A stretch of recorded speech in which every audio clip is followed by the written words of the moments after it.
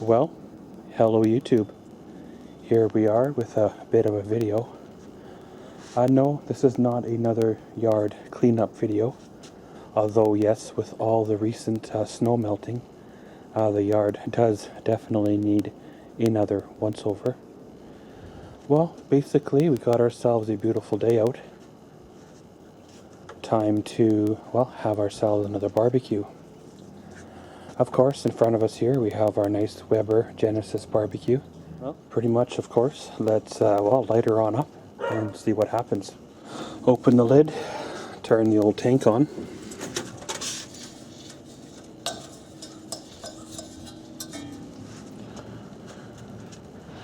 And pretty much go through the, series of steps to light the burners.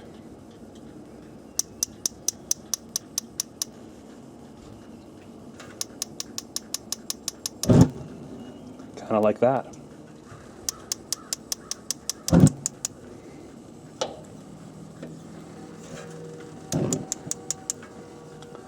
So we'll let this warm up, come on out, give her a clean, and then, we'll probably start with our potatoes, and then work our way toward the meat. Once the barbecue is warmed up, let's throw our potatoes and vegetables on.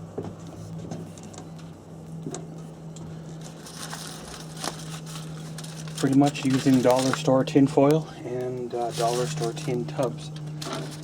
That's kind of what I cook them in, and well, it always works for me. Put them in there, let them cook for a bit, and then it'll be good to go. Those tin tubs I find work great for a variety of uses. You know, whether it's home here, in the oven, camping, sending leftovers home with other people. Basically, they're cheap, they're disposable, and well, you can almost find them anywhere. And I find the paper lids that come with the tubs, sometimes they don't stand up to the heat of the barbecue very well. So that's why I've started using the tin foil, and it stands up a lot better. So like I said, we'll let this cook for a bit, and then they'll come off, go up on the second rack, and then we'll start our meat. Okay, so the potatoes and stuff are now done. Time to move them on up to the second rack.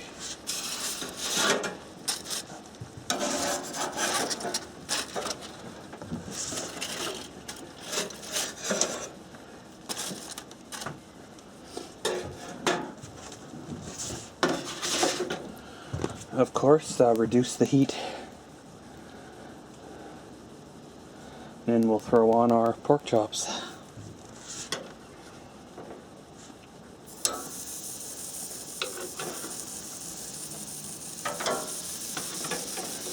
Now, of course, these pork chops come in like a bulk pack of 35 or 36. They're not a super expensive cut, but at the same time, they save you money.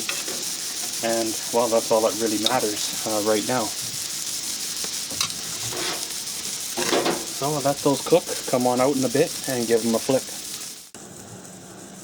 Okay, just checking on the pork chops here. Of course, being their pork, they tend to be a little bit on the quick to flare up side, especially being that they're a cheaper cut of meat.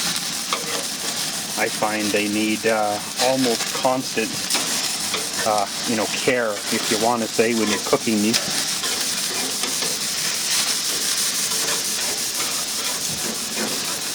Some of the better cuts of meat you can almost leave alone, for half hour, 20 minutes in between flips. Where these ones here, you have to be on your toes, or else, you end up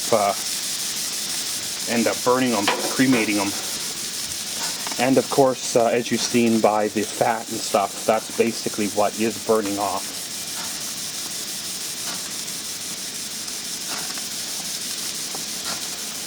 Now, of course, these are being cooked in a semi-unthawed state. They do come in a fully frozen state when you buy them from the store. And I find they do cook better semi-unthawed. where some of the other meat you can put on frozen and you don't really have, you know, as much of an issue. But again, guys, of course, you know, when you're paying, you know, $15–20 or so for a pack of 35 pork chops, you know, you're not expecting, well, champagne quality, right? And of course, I did put on barbecue sauce. I kind of like the zip that barbecue sauce gives these here pork chops. You can, well, obviously cook them without. So again, close her on up, and we'll come on back. So of course, trying to keep the cremation to a minimum. Come back out here, give them another flip. Now, of course, I know the sugar in the barbecue sauce will darken up a bit, sometimes burn, especially if you don't watch the pork chops. So these ones might get a little dark on the bottom side, but the end is drawing near on the time it's going to take to cook them.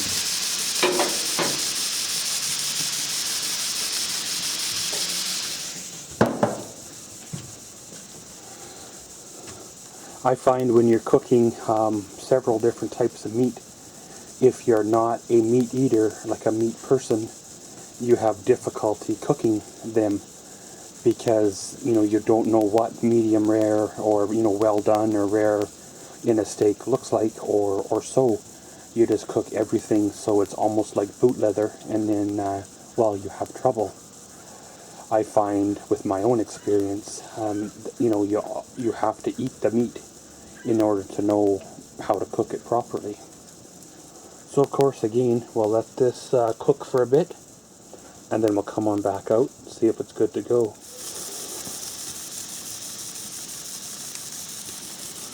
Okay guys, so here we go. Pretty much the meat is, well, cooked and all ready to, well, come off the barbecue. Again, you know, the barbecue sauce did, you know, char up a bit. But of course, that's the nature of the sugars that's in the sauce.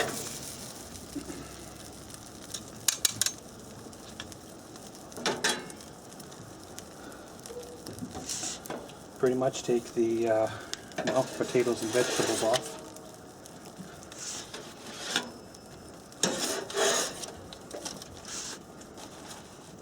Pretty much take them on in, serve it on up, and well, it'll be good to go. Of course, you know, don't rush things. Let things cook kind of under their own, well, on their own time. Keep your heat and temperature manageable. And, well, I always find everything seems to work out, well, right in the end. Pretty much got everything all, well, served up, cut up, pretty much ready for the eating. Of course, got mixed vegetables here with, you know, mushrooms and such. Down here again got mushrooms as well as well, cut up potatoes, and of course the main course, the pork chop itself. Of course, add your you know, spices and seasonings, whatever marinade you want to use, regardless of well, the meat you are cooking. Take your time in the preparation as well as the cooking itself, and then everything works out and away we go. And thanks for watching Maxwell's World. Comment, subscribe, and enjoy.